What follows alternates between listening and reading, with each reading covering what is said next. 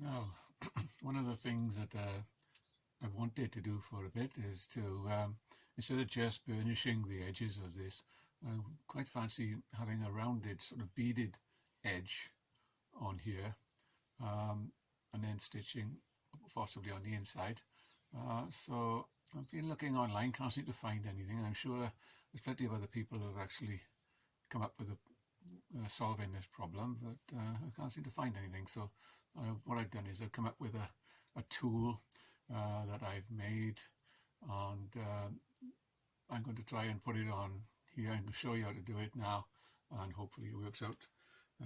What I did is I've made a tool. I've got a bit of rusty bar, that's all you really need. Chop a bit off and made this tool here.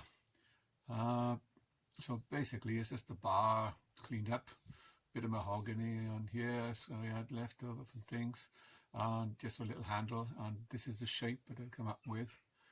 Seems to work quite well. I don't know if you can focus on this, but yeah, there it is. I think it's just a little groove in there on the one side, not in the center. And I'll show you now how I use this. So make sure you can see it. So first of all, I want to put a groove, a stitching groove. It doesn't have to be for stitching, it could be just a groove for decoration really. So you need to put this grooves in whenever you're grooving leather. I find it really needs to be dry. So first of all, I'll just put this groove in here like so. See that? And then you need to wet the leather, so I'm just going to wet the leather a bit now, and then we'll come back to it. Okay, so I've wet it now and let it dry a bit. So this is what I do. You just put the tool on the edge here and roll it down. It takes a bit of practice at first, but once you get into it, it's not too bad.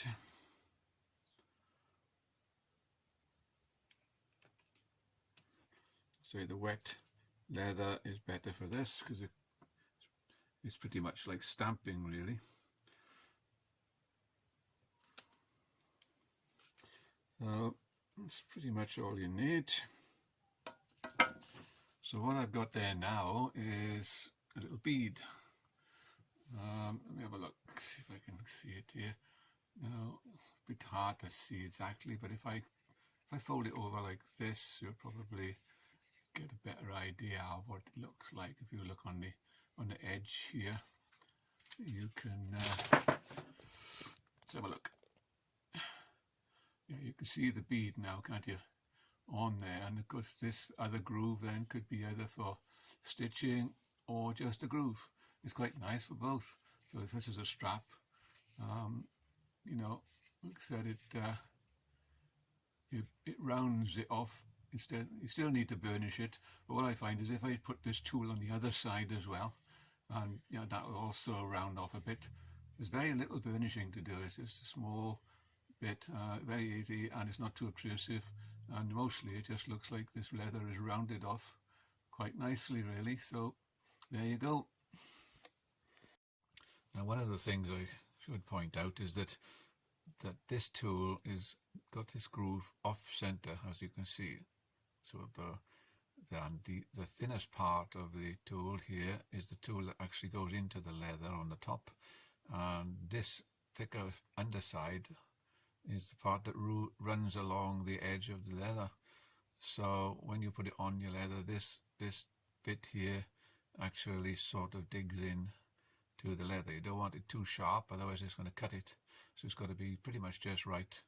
But what should be borne in mind really is that I'm left-handed, so this one, to me, you know, as I'm using it, this thin edge is on the leather as I'm going.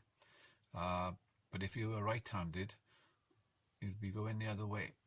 So you would need to make sure that this is reversed to the way I've got it, so that the thin edge would be on the other side. Otherwise, you'd be upside down.